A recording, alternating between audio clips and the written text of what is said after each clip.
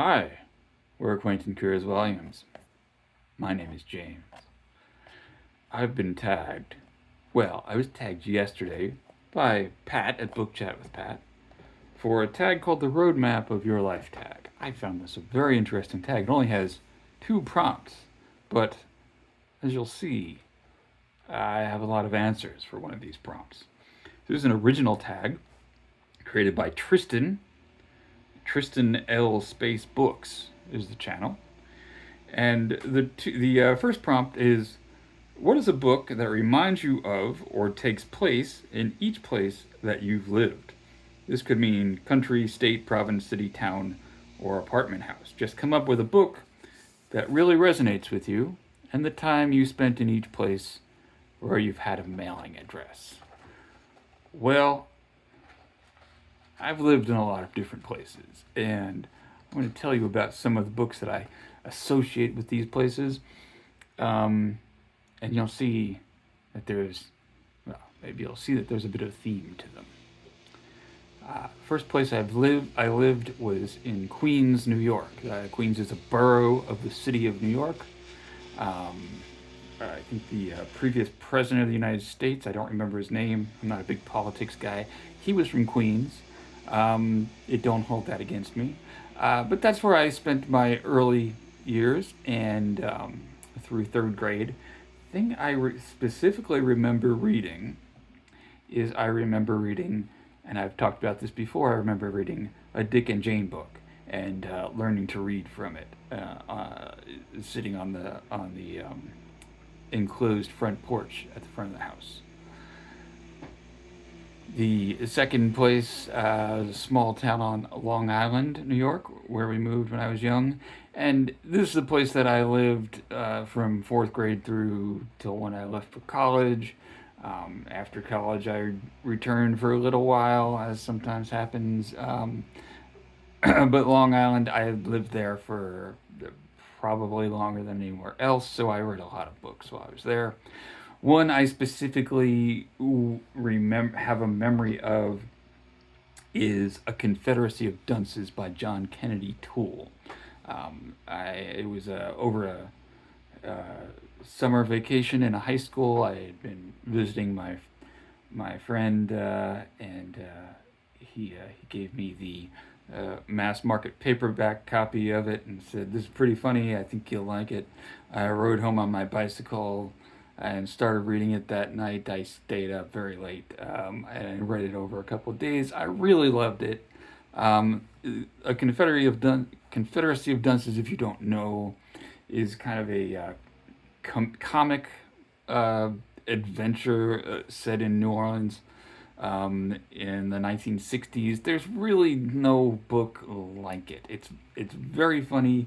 It depends a lot on the main character, who is a man named Ignatius J. Riley, overeducated, no ambition whatsoever, totally full of himself, completely self-centered, utterly ridiculous, and really hilarious.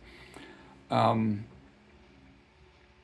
next place I lived was New York City. I went to college there. I went to college a few places. I went to college mainly there, and lived there and worked there.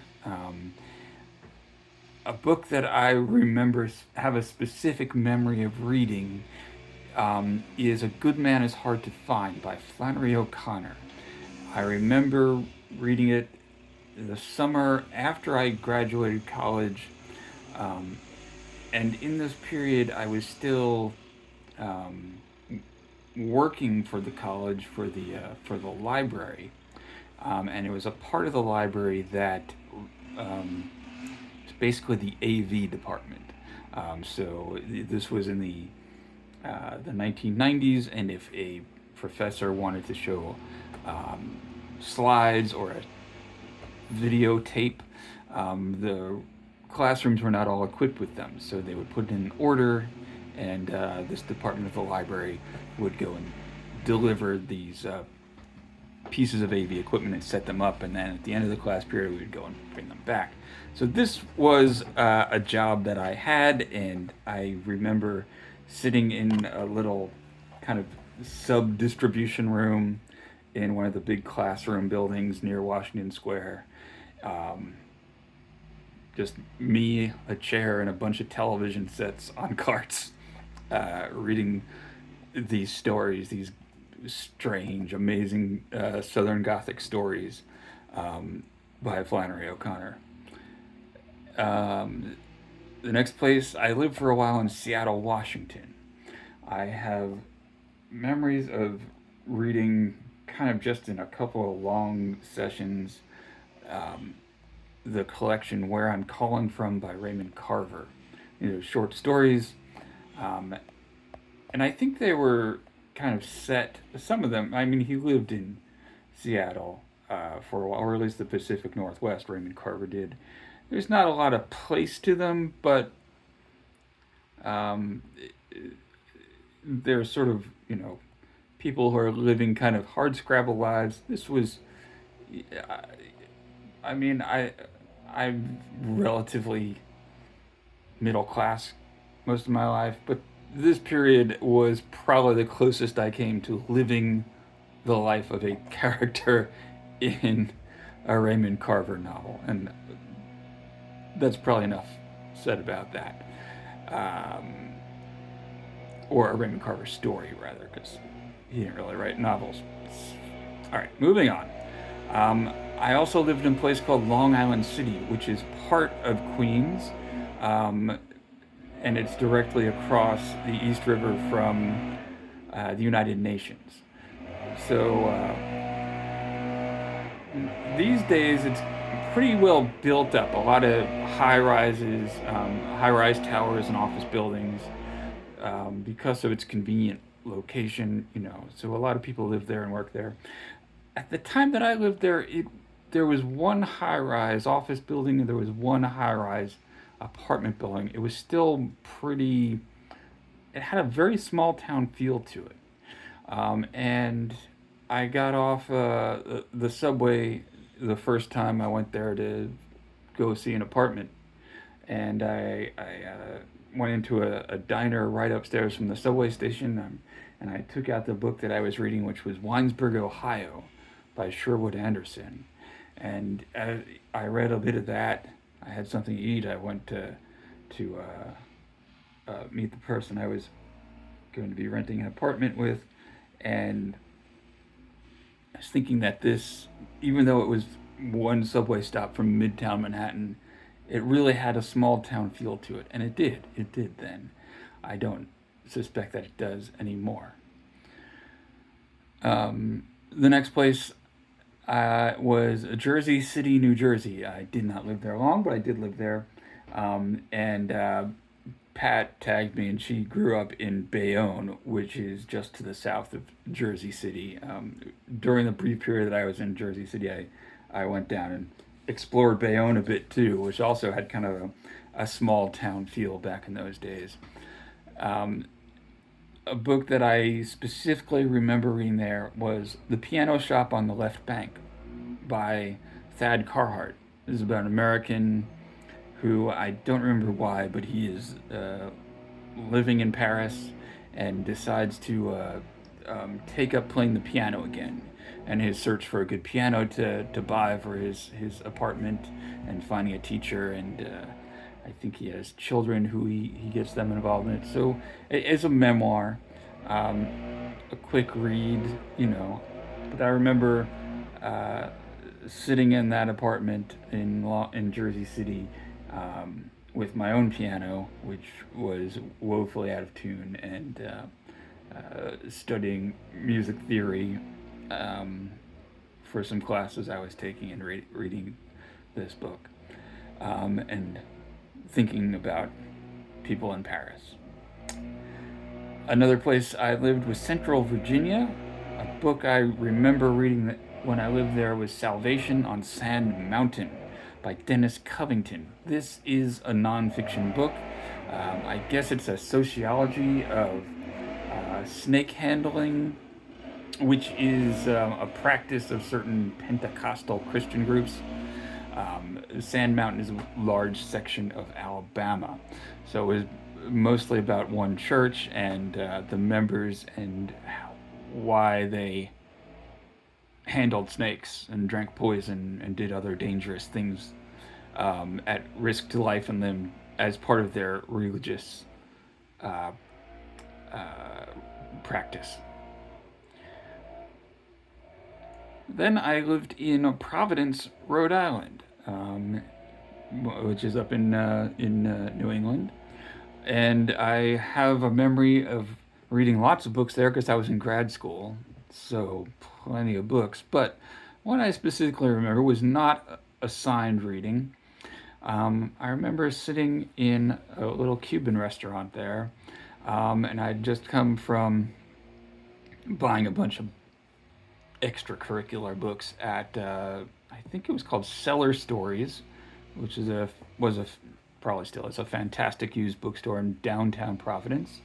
That was actually on the second floor, so I don't know why they call it Cellar Stories, but I bought a handful of books and I went across the street to this Cuban restaurant and ordered some soup, and I was picked up one which was Fargo Rock City by Chuck Klosterman. Also, a memoir about growing up in Fargo, North Dakota, playing basketball and being enamored of the heavy metal music of the 80s. Klosterman and I are the same age, so most of his references, even though, as you now know, I did not grow up in Fargo, a lot of the references to the bands were ones that were familiar to me. I was not a full-on metalhead, but I liked a lot of that stuff. Um,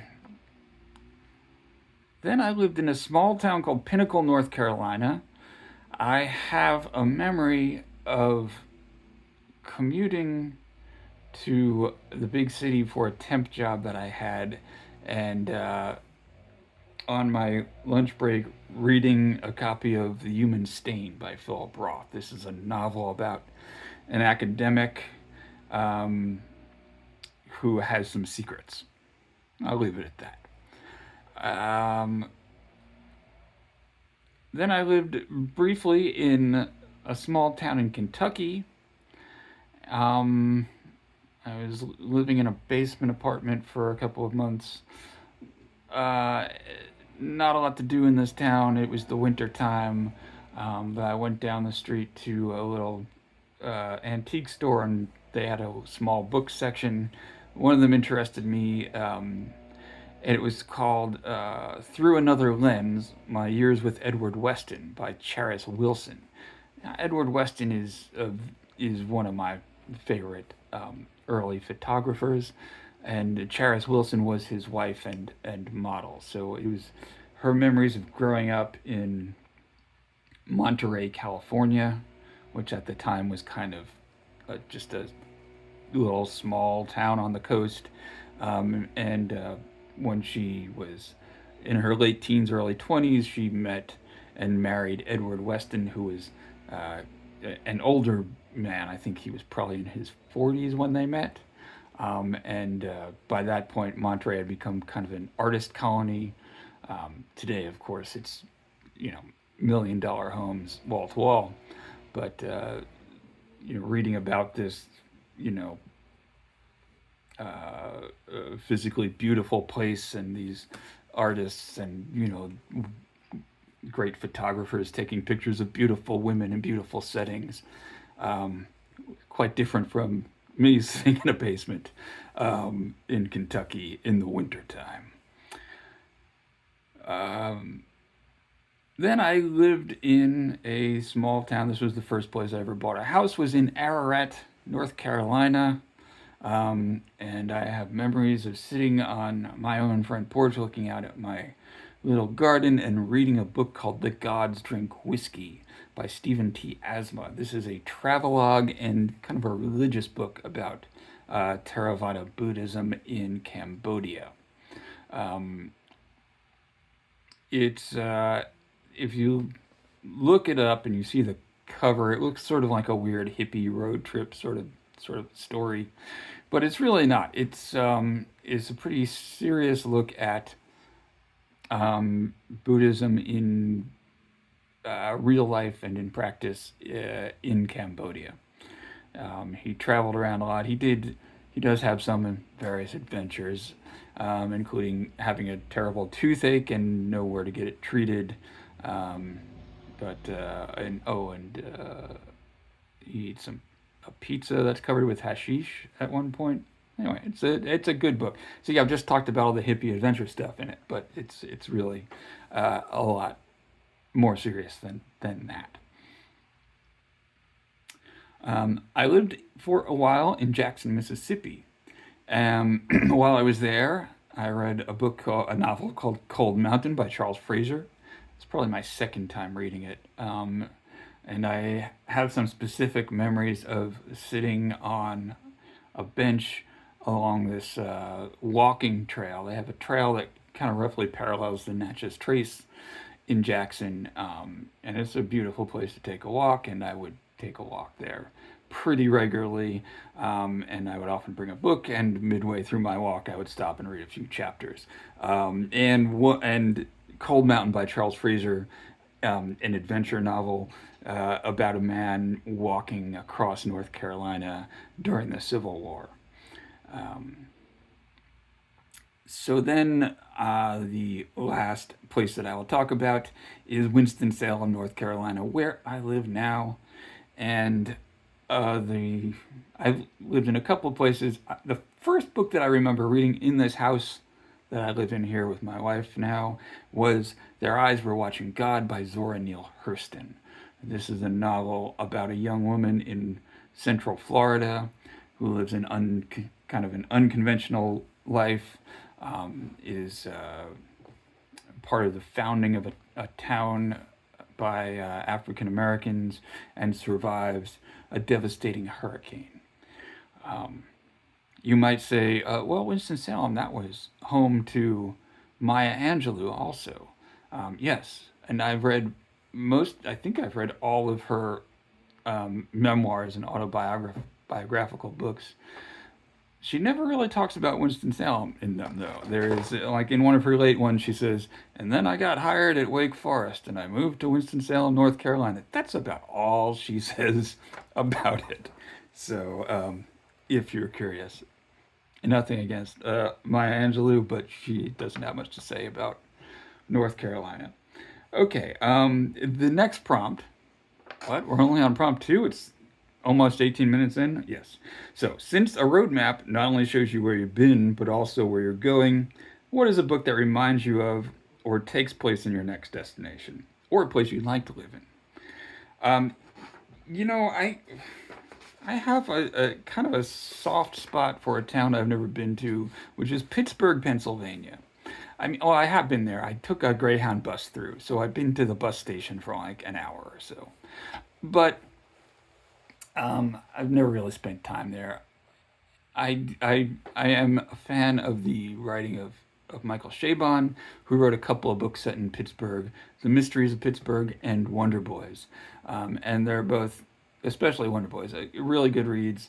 Um, and, when I see it on television in the movies, it looks like my kind of city. It looks like a place I would like. Because something about the steepness and the kind of oldness and the compact size of the city.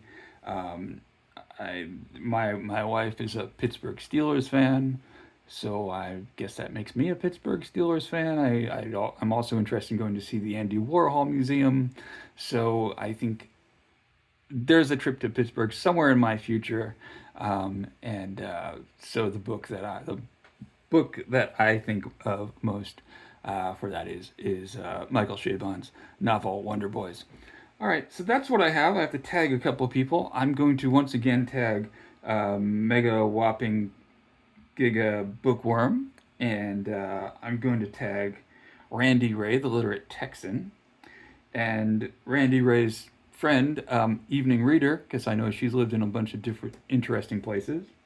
And I'm going to tag Reading Ideas up there in the north of England. I don't know what places he's lived, but based on some of the stuff he talks about, he's probably got some stories and some books associated with it. So, those are my tags. Thanks for watching. I'll talk to you later. Bye.